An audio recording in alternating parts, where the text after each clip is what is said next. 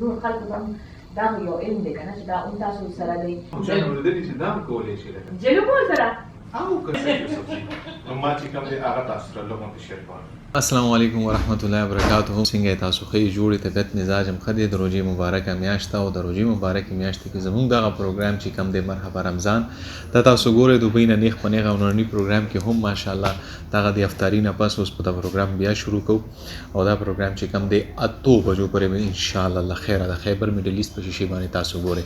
نور تاسو ښه طبیعت مزاج هم ښه دی. ډېرو وختو پس تاسو سره مخاطب یم.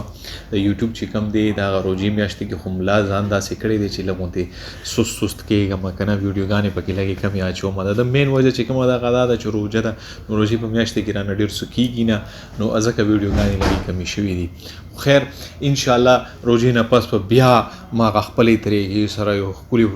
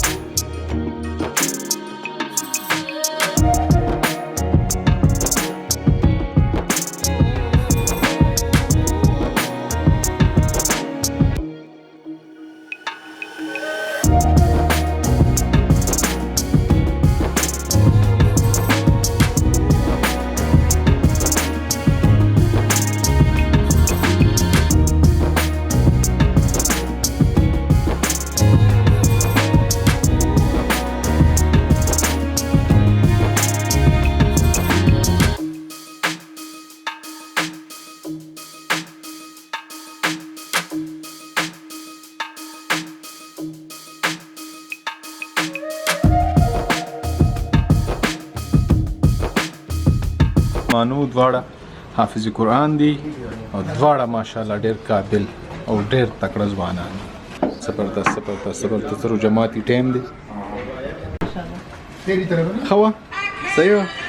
د نه علاوه مینوالو د روژې نه مخکې چې کوم دا پروګرام و داسې یو وړو غوندې جلک چې کوم دی تاسو وکتو نو دغه پروګرام چې کوم دی تاسو په یوټیوب باندې هم کتلی شئ او نور که تاسو زما دغه چینل نه وي سبسکرایب کړی دا ډېر ضروري کار دی. چینل سبسکرایب کړئ هغه سور بټن چې کوم دی که نه ته تکړه زور کې چې دا پکې سبسکرایب شي او نور نړني پروګرام کې زما چې کوم ډریسنګ دی هغه هم پکې خامخا خول ضروري دي لکه خرچه مو کړي دي جي دا وګورئ دي او تور مکمل بلیک صحیح شو جی. ما وی چې نړۍ پروګرام کې به دغه کپړې واچو نو دغه پروګرام چې کوم دی کله تاسو په یوټیوب باندې ګورئ نو مرحبا رمضان په نوم باندې د خیبر میډل ایست په پیج باندې دغه پروګرام تاسو کتلی شئ. زموږ نه چې کوم پروګرام دی دا تاسو مکمل پروګرام په یوټیوب باندې وګورئ. نور د ځان خیال ساتئ ما په دعاګانو کې یاد ساتئ چې ژوند خیر یم دغسې یو ښکلي ویډیو سره بیا ستاسو په درنه خدمت کې حاضرېږم جي. تر هغه وخته پورې لوی الله پامان.